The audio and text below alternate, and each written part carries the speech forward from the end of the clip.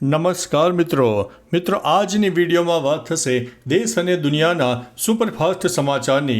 સૌપ્રથમ વાત કરીએ તો તમારે પણ આધાર કાર્ડ અપડેટ કરાવવાનો હોય તો હવે ગણતરીના દિવસો બાકી છે।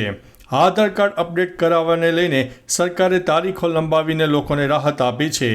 UIDAIએ એક્સ ઉપર આપેલી માહિતી અનુસાર મફત આધાર કાર્ડ અપડેટની સમયમર્યાદા 14 જૂન 2025 સુધીની છે। જે સમયગાળામાં તમારે આધાર કાર્ડને મફતમાં અપડેટ કરાવી શકશો, જેમાં નામ, સરનામું કે અન્ય વિગતો તમે સરળતાથી અપડેટ કરી શકશો।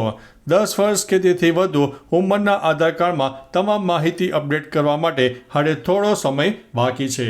મિત્રો, અન્ય મહત્વના સમાચારની વાત કરીએ તો સસ્તું સોનું જોઈને લલચાઈ ન જતા। મિત્રો, ઘણીવાર સાંભળ્યું હશે કે છેતરપિંડી આચરનાર તમને સસ્તું સોનું આપવાનું કહીને ઠગી લેતા હોય છે। આવો જ એક કિસ્સો મહેસાણામાંથી સામે આવ્યો છે।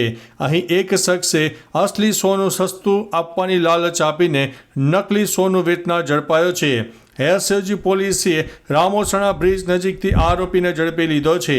આરોપી પાસે અસલી જેવું દેખાતા ધાતુના મણકા જપ્ત કર્યા હતા। તમારી સાથે પણ મિત્રો આવી છેતરપિંડી થઈ શકે છે। શંકા જાય તો પોલીસને ચોક્કસથી જાણ કરો। મિત્રો, અન્ય મહત્વના સમાચારની વાત કરીએ તો 10 જૂન સુધી તમે ઓનલાઈન વીજળી બિલ ભરી શકશો નહીં। ગુજરાતમાં સરકારી વીજ કંપનીઓની ઓનલાઈન સેવા શુક્રવાર એટલે કે 6 જૂનથી 10 જૂન સુધી બંધ રહેવાની છે।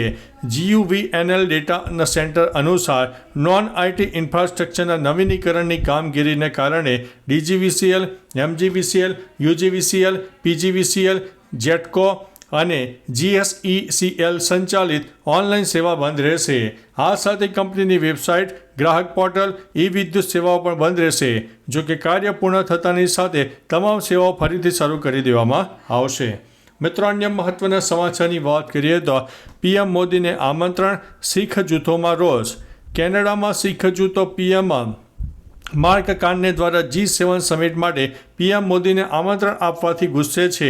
વર્લ્ડ શીખ સંગઠનના પ્રમુખ દિનેશસિંહે પ્રશ્ન ઉઠાવ્યો હતો કે હરદીપસિંહ નિજ્જરની હત્યામાં સામેલ દેશના વડાપ્રધાને કેવી રીતે આમંત્રણ આપી શકાય। તેમણે ટીકા કરી હતી કે માત્ર શીખ સમુદાયનું અપમાન નથી, પણ કેનેડિયન મૂલ્યોનું ઉલ્લંઘન પણ છે।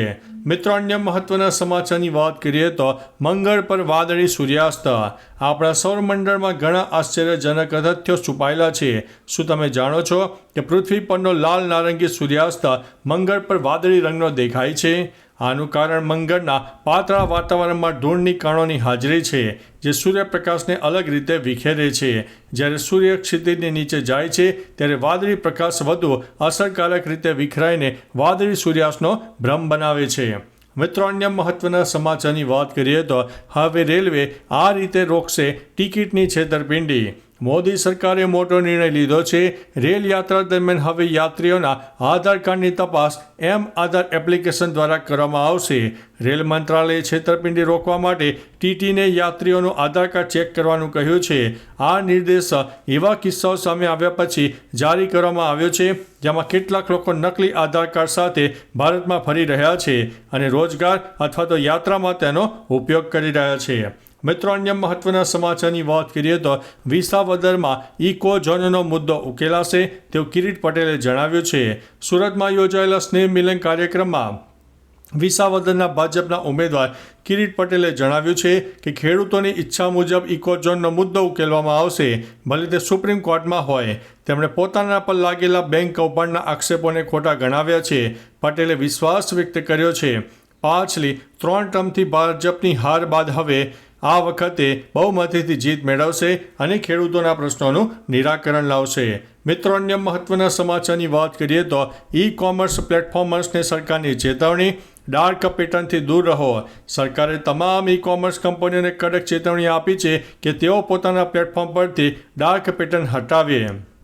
આ માટે તેમને 3 મહિનાની અંદર પોતે ઓડિટ કરીને એ સુનિશ્ચિત કરવું પડશે કે તેમના પ્લેટફોર્મ પર કોઈ પણ પ્રકારની છેતરપિંડી અથવા તો ભ્રામક વેપાર પ્રથાઓ નથી થઈ રહી. સરકાર ઈચ્છે છે કે કંપનીઓ પોતે ડિક્લેરેશન આપે કે તેઓ કોઈ પણ ડાર્ક પેટર્નમાં સામેલ નથી. મિત્રો, અન્ય મહત્વના સમાચારની વાત કરીએ તો દિલ્હીમાં 9 વર્ષની બાળકીની દુષ્કર્મ બાદ હત્યા કરવામાં આવી.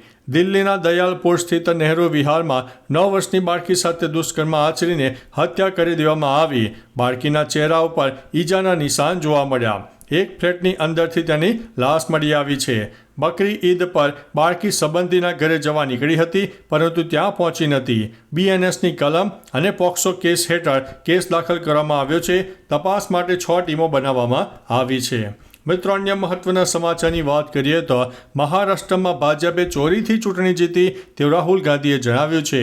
કોંગ્રેસ નેતા રાહુલ ગાંધીએ નવેમ્બર 2024માં યોજાયેલી મહારાષ્ટ્ર વિધાન સભાની ચૂંટણીને લઈને ભાજપ ઉપર આરોપો લગાવ્યા છે.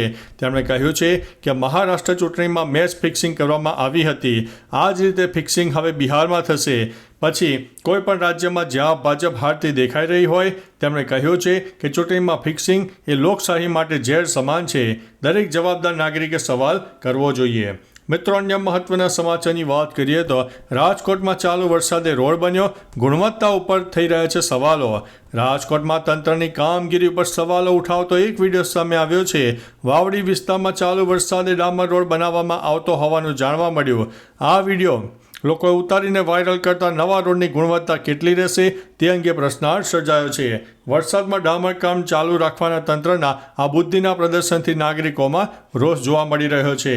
તો ચાલો મિત્રો, ફરીથી દેશ અને દુનિયાના સુપરફાસ્ટ સમાચાર લઈને મળતા રહીશું. ત્યાં સુધી અમને રજા આપશો. નમસ્તે.